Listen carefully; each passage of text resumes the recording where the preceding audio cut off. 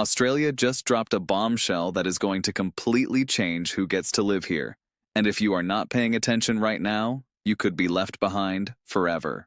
Welcome back to Aussie Visa Info, the channel where we break down Australia's immigration system so clearly, even the confusing stuff makes total sense. I am your host, and today we are talking about something massive. Something that has the entire migration community buzzing. Australia's new migration points test is coming, and it is about to reshape everything you thought you knew about skilled migration down under.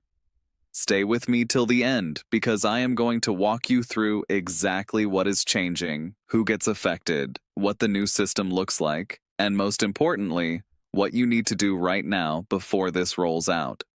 Australia has always had a points-based system for skilled migration. You earn points for your age, your English skills, your qualifications, your work experience, and if you hit the threshold, you get invited to apply for permanent residency. Simple in theory.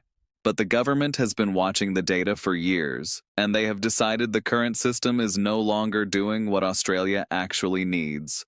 So, in 2026, they are overhauling it. And this is not a minor tweak. This is a fundamental restructuring of how Australia selects its skilled migrants. The new migration points test is being redesigned around Australia's genuine economic needs. The government has signaled very clearly that they want migrants who do not just tick boxes on a form. They want migrants who will genuinely contribute to the economy, fill critical skill shortages, and settle in areas where workers are actually needed. That shift in thinking changes everything. One of the biggest changes being discussed is a heavier weighting toward occupation demand. Right now, your occupation matters because it needs to be on the relevant skilled occupation list. But the new system is expected to go much further. Occupations that are in genuine critical shortage, think healthcare workers, engineers, construction trades, technology specialists, are likely to receive significantly higher point allocations. Meanwhile, occupations that are oversupplied in the Australian labour market could see reduced points or stricter eligibility requirements. What does that mean for you? It means if you have been sitting on the fence about lodging your expression of interest, your occupation's position in the new framework could dramatically change your chances. Someone who would have comfortably received an invitation under the old system might find themselves sitting in the pool for a very long time under the new one, while a candidate with a high-demand skill set gets fast-tracked.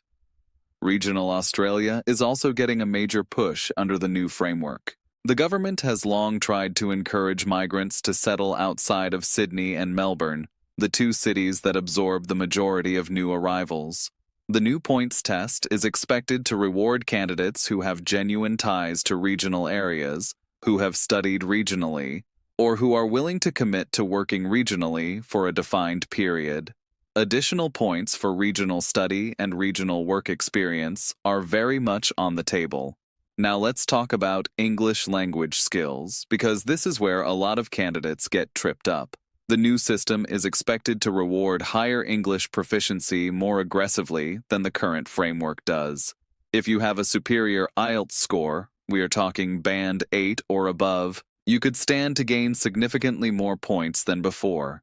This is Australia's way of saying they want migrants who can hit the ground running in Australian workplaces without communication barriers. If your English is strong, this update is actually great news for you. If your English score is average, now is the time to invest in improving it before the new test kicks in. Age is another factor that the government is reviewing. Currently, the sweet spot for maximum age points is between 25 and 32. There are strong indications that this range could shift or that the point rewards across age brackets could be recalibrated. Younger applicants may see their windows of maximum points extended slightly, but the overall message is clear. Australia wants long-term contributors who will be part of the workforce for decades. Australian study is also expected to receive a boost. If you have completed a degree or a vocational qualification in Australia, that local study experience tells the government you already understand the culture, you have probably built professional networks, and you are ready to integrate. Expect Australian study points to become a stronger competitive advantage than they are right now. Now here is the part that nobody else is telling you. The timing of when you submit your expression of interest matters enormously. If you are currently eligible and you have a competitive points score, you should seriously consider whether waiting for the new system is actually to your benefit.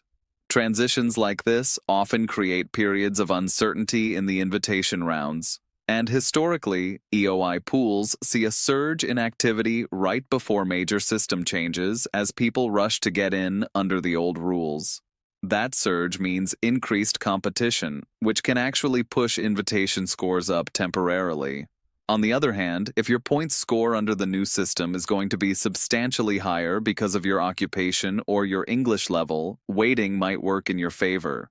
This is why understanding the detail matters so much. You cannot make a smart decision based on vague headlines. The government has not yet released the full technical specifications of the new points test.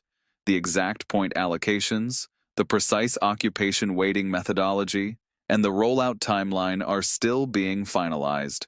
But the direction is crystal clear, and at Aussie Visa Info, we have been tracking every single ministerial statement, every consultation paper, and every policy signal coming out of Canberra, so you do not have to do it alone. Here is what you should do right now. First, calculate your current points score. Know exactly where you stand today. Second, check whether your occupation is on the critical demand radar. We have covered high-demand occupations in detail on this channel, and I will link those videos for you. Third, if your English score has room for improvement, start preparing for a retake now, because a jump of even one band level could translate into a significant points advantage under the new framework. Fourth, if you have been considering regional pathways, research them seriously. They are about to become one of the most rewarding strategies in the entire points system. Australia is still one of the most desirable migration destinations in the world. High quality of life, strong wages, excellent healthcare, world-class education, and genuine pathways to permanent residency and citizenship. But the gate is getting smarter. It is getting more targeted. And only the people who prepare properly are going to walk through it. This is exactly why Aussie Visa Info exists. We are not here to give you generic information you can find anywhere. We are here to give you the real picture, the current picture, and the strategic picture, so that you can make decisions that actually move your life forward. If this video gave you clarity, do me a favor.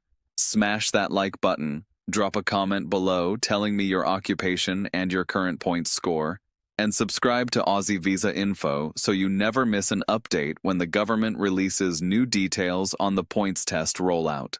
I will be covering every single development as it happens. Your Australian dream is valid. Let's make sure you are ready for it. See you in the next one.